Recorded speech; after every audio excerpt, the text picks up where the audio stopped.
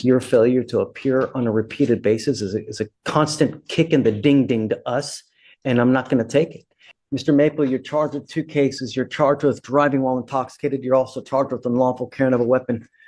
You guys have worked out an agreement where they're going to dismiss the unlawful carrying of a weapon in exchange for your plea on the DWI. You need to understand that this DWI will go on your record. It's going to be there for the rest of your life. It's even there after you die. It's important because if you ever get pulled over, an officer is going to look at your record. They're going to see a DWI. What do you think they're going to do to you if they smell alcohol or dope? Right. What we're doing today, from now on, you are facing a minimum of 30 days in jail. No more slaps on the wrist. Do you understand? So if I were you, I would never get in a car, even if you've had a sip of alcohol, a toke off a joint, whatever it may be, because you're taking a humongous risk. For $20, you click one button, you can have a car taking you perhaps $30. Anywhere you want to go, it's a geographical oddity why it's always $25 to $30 with Uber. Do you understand? Giving up the right to a trial, right to compel witnesses to on your behalf, confront and cross-examine your accusers. If you're not a citizen, there are possible immigration consequences. You can be deported, excluded from the country, denied naturalization under federal law. You give up the right to appeal. Once you plead guilty, there's no turning back. It's a lifetime decision. Is this what you want to do? Yes or no? Yes, sir. How do you plead to the offense of driving while intoxicated? Guilty or not guilty? Yes, sir. I will find you guilty, sentence you to the 3 days in jail, give you credit for the one. There is a surcharge that you will be required to pay for this case. I want to put on some testimony concerning the surcharge. Okay.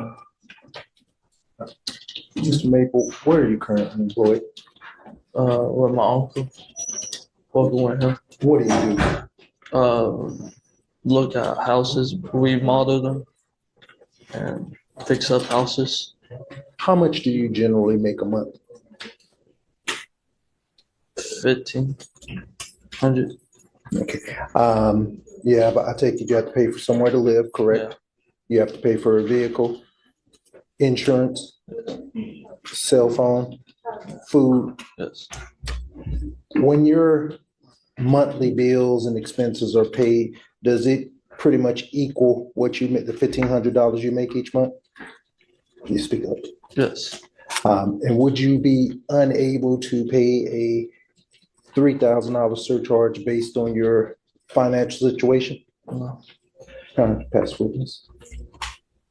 Why on earth would we bend over backwards to help you when you don't give a rat's behind about this case? You have taken off 4 different times. You have failed to appear in this court for court settings. Why on earth have you taken off 4 times? What? The judge questions Mr. Maple's repeated absences, stating that actions speak louder than words. Despite his apparent attempts at bettering himself, the judge expresses skepticism about his sincerity. The court weighs the seriousness of his repeated failures to show up, underscoring the importance of accountability and reinforcing that leniency may only encourage continued bad behavior.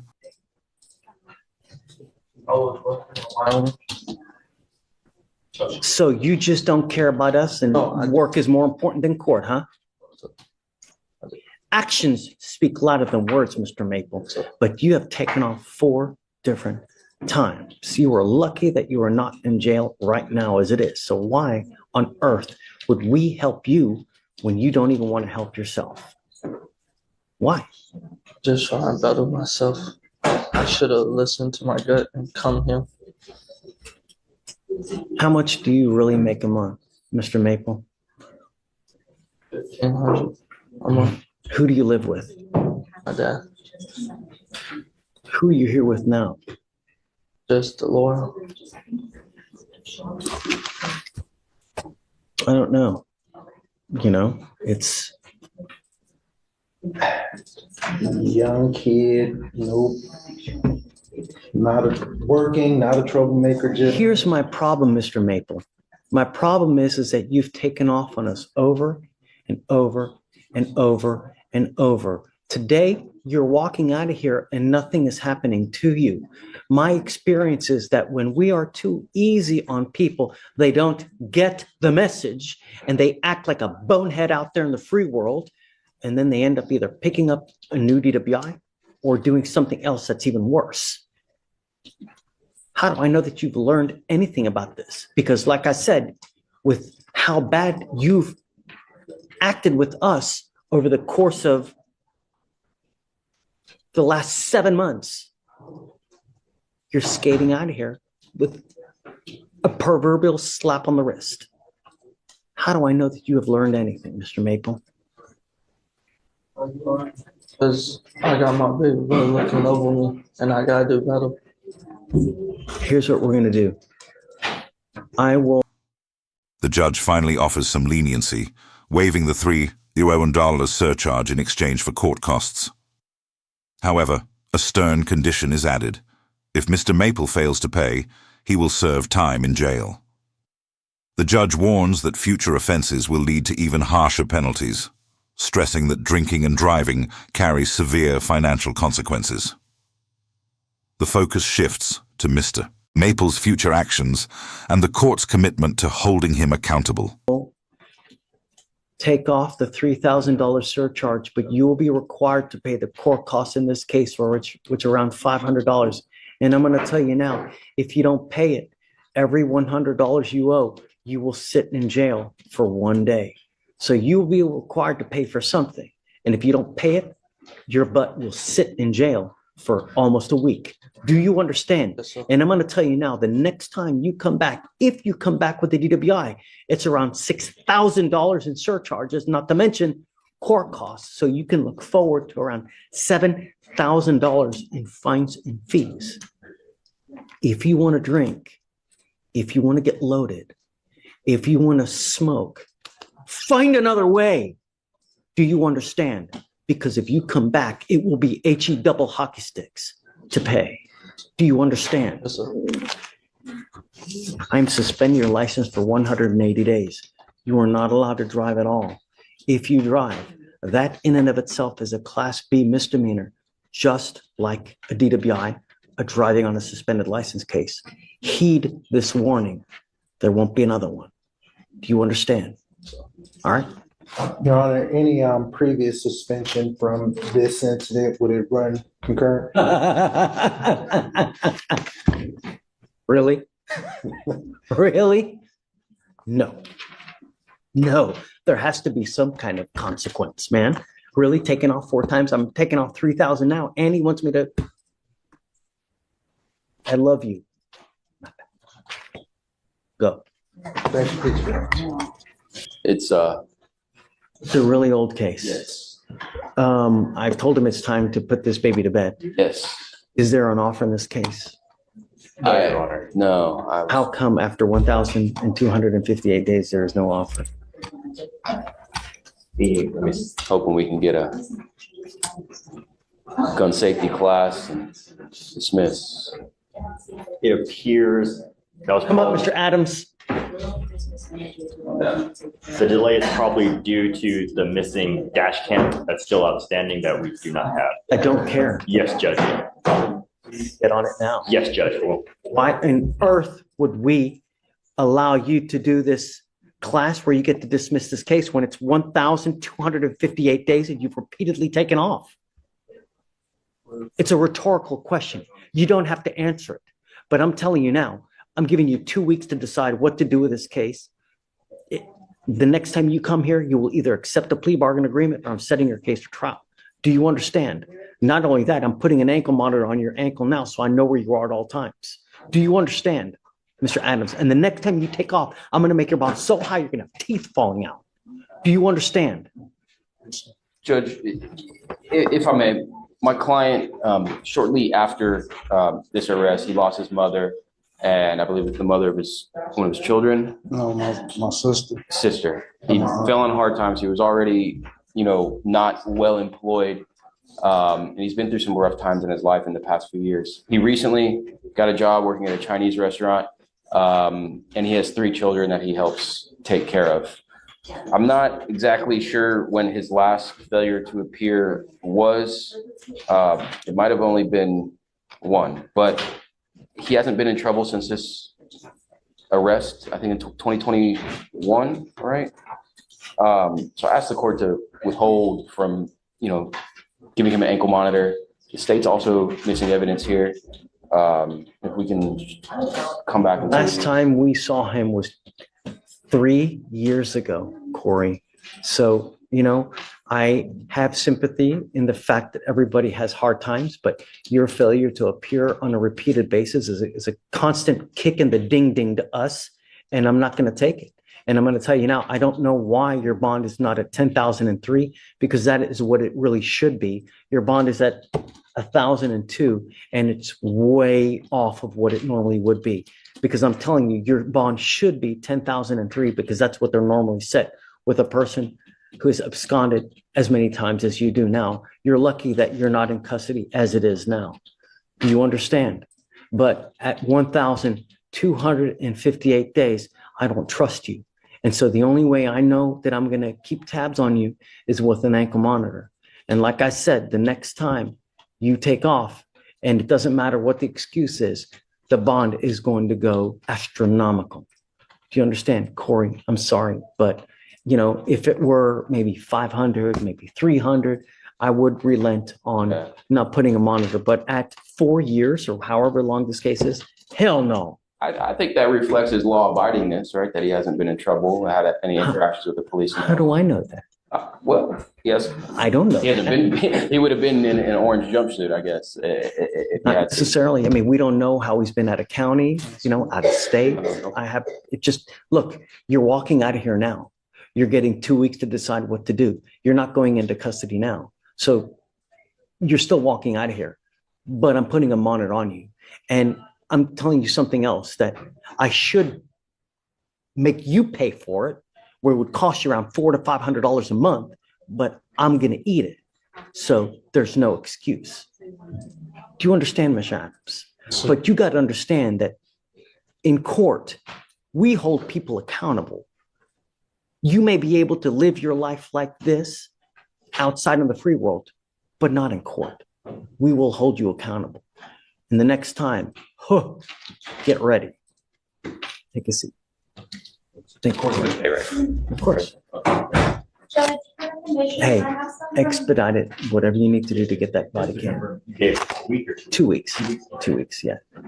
Judge, for the conditions, I have some from the magistrate as well for remain in Harris County. Did you want to keep that? No, I mean, I've got a monitor, so I know where he is, So for all of the conditions, we have the GPS. Do you want that today? right now. And Send then him down now. any other conditions? No, firearms, weapons, ammunition, that's it.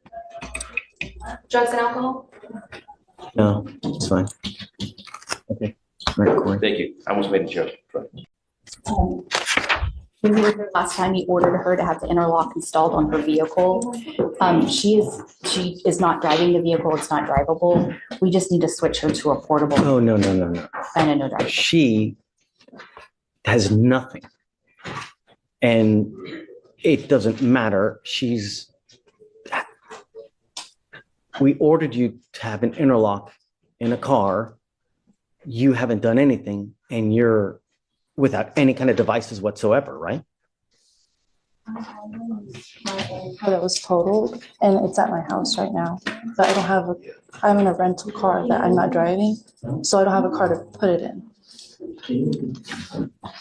So you have no device. That's correct. You're not being monitored. That's correct. This is not a good thing, Ms. Lynch, because I ordered you to have a device. And from what I understand here, you never even went and got it. It's because she doesn't have a vehicle to put it on. But you come back and you say, hey, judge, I don't have a vehicle. I need to do something else. You just don't, out of sight, out of mind. That's not the way things work. Judge, for that violation as well, we instructed her in court and sent a message for her to report to 49 following court to get further instruction over everything so that we could figure out things from there, and she never reported. Stephen. Ms. Lynch, you haven't done anything. They've literally bent over backwards to help you and do stuff, and you haven't done anything. I wanted to come in today. The only reason you're here today is because I order you here Yes, today. sir. Yes, sir. She goes with you. Yes, sir.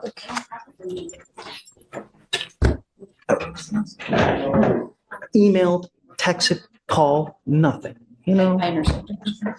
Would you consider setting her a new bond or do Of you? course, 5,001. And then, if she's unable to, then what's today, Friday, Monday, then we can talk. Okay? It makes you stop. Yes, ma'am. Thanks. Ms. Simmons Urban, good morning, ma'am. Good morning. Ma'am, you're charged with interference with the duties of a public servant. You're facing up to 6 months in jail and or a $2,000 fine. We are going to do probable cause. You have the right to remain silent. Anything you say can or will be used against you. If you cannot afford a lawyer will be appointed to represent you, ma'am. Okay. On November 14th, 2024, officers were dispatched to a trespasser call at a business in Harris County, Texas. The officers made contact with a witness who stated the defendant was asked to leave the business but was refusing to leave. The officer walked over to the defendant and tried to inform her that if she refused to leave, she would be considered trespassing. The defendant would not listen and did not want to leave. The officer attempted to detain the defendant and place her in handcuffs, but the defendant kept pulling away, refusing to give the officer her hands. The defendant also braced her legs on the ground to prevent the officer from removing her, and the officer had to use a reasonable amount of force to place the defendant in handcuffs and remove her. The defendant braced her legs against the seat and door and prevented the officer from properly detaining her in the marked unit. And once in the unit, the defendant grabbed and pulled the officer's shirt, trying to pull herself out of the unit. Okay. What store is this that she was in?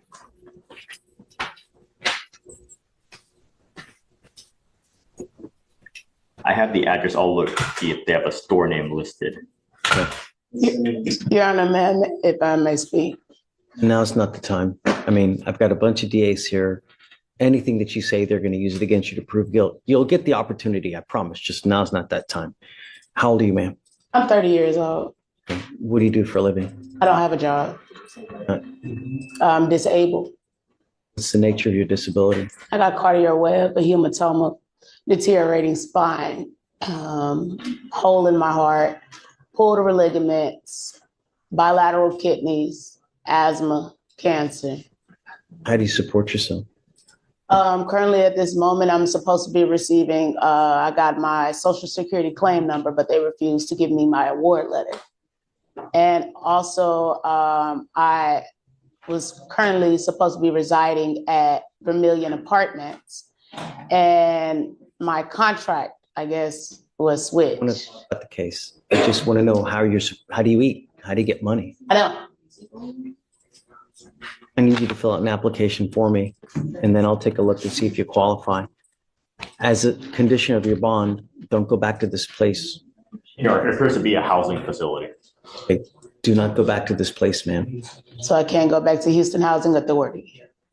Whatever this place where they were trying to trespass you from, don't go back, ma'am.